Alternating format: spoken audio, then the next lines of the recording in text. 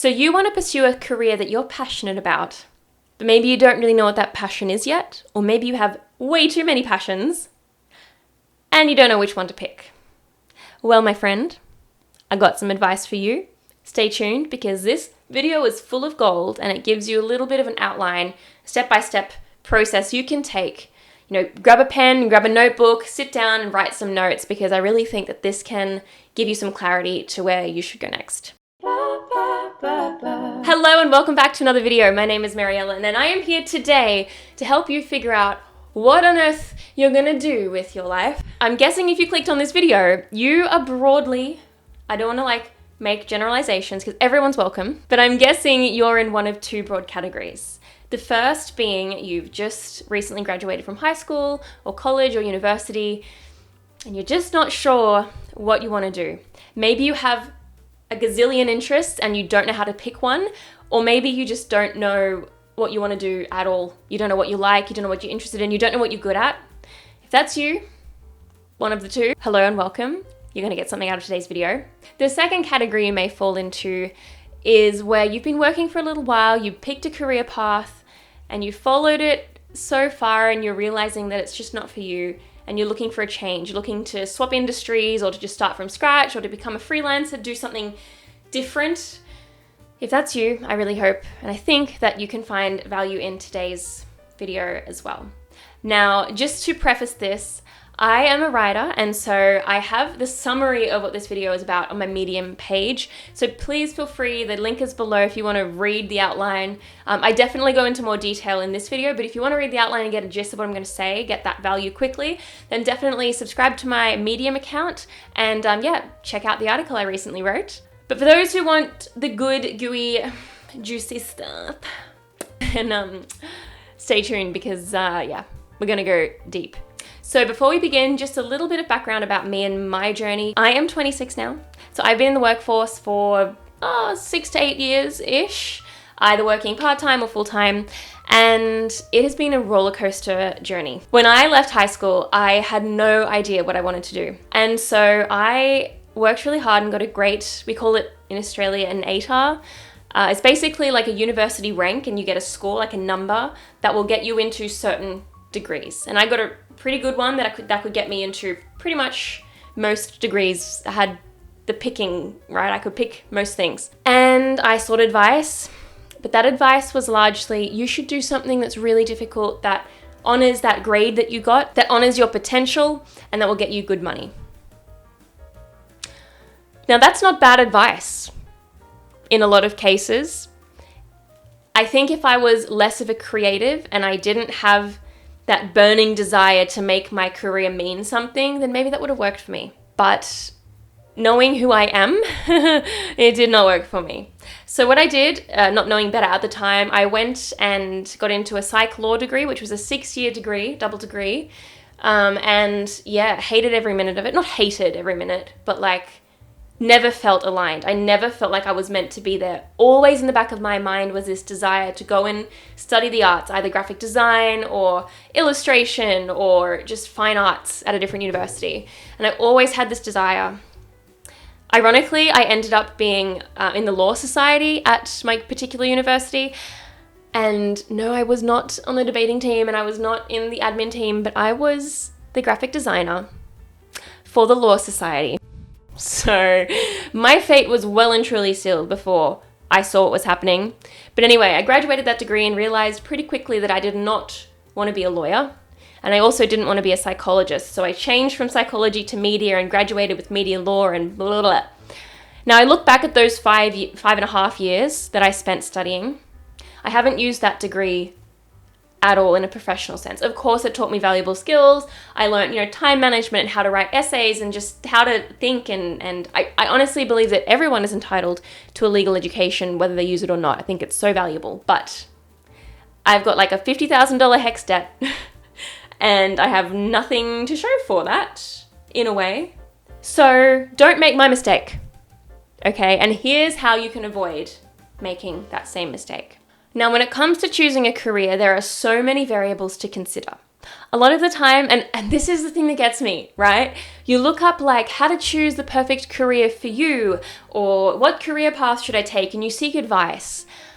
And so often this advice is very focused on like 2 or 3 of these factors. I would suggest the income that you have is highly regarded and highly pushed. So like the more money, the better. Career growth and potential is another thing. So can you work up that corporate ladder? Can you gain status and perceived success from those around you? And I think the last thing is probably like following your passion. What is it that you're passionate about, and how can you do that thing full time? Now, again, none of these are bad things, and these are all very important factors to consider. But I just want to stress that there are far more factors than this. For example, what's your personality type? Are you an introvert? Are you an extrovert? Do you like working in a team, or do you like working alone? And do you work more effectively when you're by yourself? So that's important to consider. You've also got things like work-life balance. Are there remote opportunities at this workplace? What's their working from home policy? What's their maternity leave policy? When do you want to have kids? That's a huge thing to consider, because if you're working in the wrong environment, they won't offer the benefits that you need potentially. There's also, finding a sense of purpose. How directly are you able to help people? Are you working behind a desk where there's like 2 or 3 steps between what you're doing and actually helping someone? Or are you like on the front line? Do you really value being able to help people directly, or do you prefer to sit in the background? What do you like to wear? Do you want to wear a suit and tie to work, or do you want to be able to wear whatever the heck you like and wake up whenever you want? Do you want to be working at a desk all day, or would you rather be out and about in nature with people walking around? Do you want to work for a big company where there are all kinds of benefits but where things are impersonal, or do you want to work for a small company where you might not get the benefits but you really make close connections? Do you want to work in a mindless job where you can listen to podcasts or watch movies, or just like do data entry and not think about it too much? Or do you really want to be sitting down and pulling apart concepts and concentrating on the work that you're doing? Do you want to work in a job that's like really one task focused and build that task and become an expert at one thing? Or do you want a job that uses a variety of your skills to create a final product? Like, this list could go on forever, because everyone values different things, and that's wonderful. It means we have a diverse working environment. So bouncing from this, I think a lot of the time what we do is we take a top-down approach, and this is the approach that I see so many career advisors and just random people on YouTube talking about careers advising. So say, for instance, you choose, I want to have a high-paying job in a team environment where I'm sitting at a desk all day and I can work from home, okay? So what jobs, what industries allow you to have those 4 things? As I said, we take a top-down approach so often, and we box ourselves into these careers that we're not actually passionate about because they can give us X, Y, Z. We rely on external factors like an employer to give us the things that we value and we require. To me, this is kind of problematic for a couple of reasons. I'm not saying that most employers are going to like chuck you out and be like, actually, I'm not going to pay you what I contractually said I would pay you. That's not really what happens all the time. Sure, it can happen. Times can change. Your work environment, your team dynamics can change. It can become a miserable environment for you. The company might be struggling. They might have to dock your pay. Things can change, okay? So like, if you are relying solely on your employer and the things you can get from the job rather than the job itself, if you're relying on all those things you can get from your career, that is standing on shaky ground. But that's not the core point I'm trying to make. My message to you is that if you're focusing on external rewards to provide you with a sense of success and validation and satisfaction in your chosen career path, it's not necessarily a sustainable way to live. Because if you're not enjoying the nitty-gritty, day-to-day, task-by-task things that you're doing to an extent, obviously you're not going to enjoy everything all the time.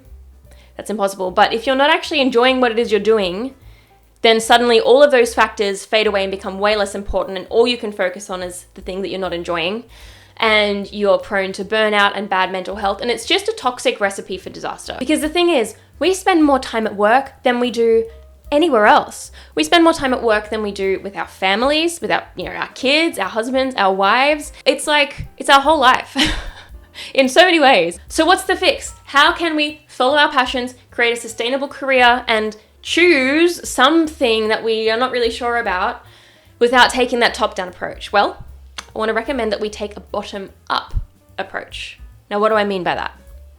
Well. Rather than asking yourself, okay, what job can give me the good career and the flexible work options and this and that and the other, and listing all of those factors, which, by the way, will most likely return to you like 100 different career options and just frustrate you even more, I want you to build from the bottom up and ask yourself just one question. And that's this. What is it that I could do every single day for a long period of time and not get sick of it? Now, for some of you, that might be gaming or watching Netflix or, other like hobbies that you may not consider valid, but don't invalidate that. Don't discard that, because that actually can give you great insight into what it is you should be doing. Now, again, obviously, there's not one thing that any person on the face of planet Earth could do 24/7, 365 days a year and not get bored of it. Look, maybe I'm wrong. Let me know in the comments below if there is something that you would do all the time. I'm very happy to be proven wrong. But I would say, generally speaking, people get bored, and that's okay. And you're not meant to love every single aspect of your job all the time, but you are meant to love it overall. And you are meant to find satisfaction with it overall. So what is that thing where you find flow state? Where you start at 10 o'clock in the morning and then blink and suddenly it's 4 p.m. and you're like, whoa, I just did that for like 6 hours and didn't even notice it. That was so much fun. That's amazing. What is the thing that you can do where you enjoy it so much that you don't start reaching for your device to distract you? Where your brain is like, actually, I'm kind of enjoying this. I don't want that dopamine rush because I'm getting enough dopamine rush from this. So once you get honest with yourself about that thing, that task, that hobby that you love, ask yourself how you can monetize it. So once you get honest with yourself about this, and I mean really honest, if you enjoy watching Netflix all the time, then maybe you should be working in the film industry. Or alternatively, maybe you should be choosing a career that's mindless, where you can still do that thing all the time, but get paid on the side. You know what I'm saying? Because obviously you can't monetize every single thing. I would highly recommend it, why not? But if you want to be happy, you gotta do the thing that you love in one way or another. So pick that thing, figure out how to monetize it. And if you can't figure out how to monetize it, look for specific companies, specific roles, specific jobs, opportunities, even volunteer positions, whatever it is that can get you in the door to start getting paid for that thing that you love. And once you've figured out what that thing is, then ask yourself all those questions from the list before. Then ask yourself, okay, well, how much money do I want to earn? And what kind of working environment do I want to be in? And do I like working in a team or do I like working alone? And build out that list from there, because it totally eliminates that overwhelm where it's like, okay, I've picked all those factors, but now there's like 6 or 7 different industries and 100 different things that I could be doing within those industries, and I don't know what I'm passionate about, and I'm not sure if anything's going to be sustainable, so I'm just going to put it off forever. No, pick the thing you want to do and then branch out from there. Take a bottom-up approach. Because the thing is, and this is really the crux of what I'm about to tell you about, following your passion, right? Based on my story from before, I would have made a very, very mediocre lawyer. I may have been able to kind of last for a couple of years. Can you guess what I actually ended up doing straight out of university? That's right, I didn't become a lawyer. No, I actually went and worked at a media company. I got my foot in the door and it was the best experience ever, because it opened my eyes to the fact that actually I can get paid for my talents and my skills. And I don't have to choose the thing that everyone says that I have to do, because I'm good at this and I want to do this consistently. When you're passionate about something, you will do it consistently. That's why I'm getting you to ask the question, what is the thing that I could do consistently without getting bored? Because when you're passionate, consistency pays off, and consistency builds mastery, and mastery is the thing that will get you the big dollars. If you're not quite catching my drift, which I think I've made very obvious, so you probably are, you may have heard of the story of the photography class. It's often shared in motivational talks about being consistent and mastery and all that kind of thing. But basically, there was once an art teacher who was teaching photography, and he split his class into 2 groups. To the first group, he said, "Hey guys, I want you to take the best photo you can possibly take. The best photo in the class. Just compete with all your peers and just take that perfect shot." And then to the other half of the class, he just said, "Hey guys, I want you to take as many photos as you can possibly take in the next 2 weeks. As many photos as you can." And that was it. And so all the students went out and did the task. And who came back with the best photos? Group A or Group B? It was Group B, because the act of consistency and the act of doing something over and over again naturally builds mastery, whereas Group A were analyzing and overthinking and like putting off and procrastinating because there was so much pressure around taking this perfect photo. Now we can dive into so many topics with that, like perfectionism and procrastination and all of those things. I'll definitely say that for another video, but you get my point. Consistency is the thing that builds mastery, and mastery is the thing that will get you paid. So my point is, success can be found in any career path. Whether you're a fine artist, whether you're a DJ, whether you're a lawyer, a doctor, obviously some of these industries have more support structures around them to catapult you to success more quickly, or more, I guess, stereotypically or typically.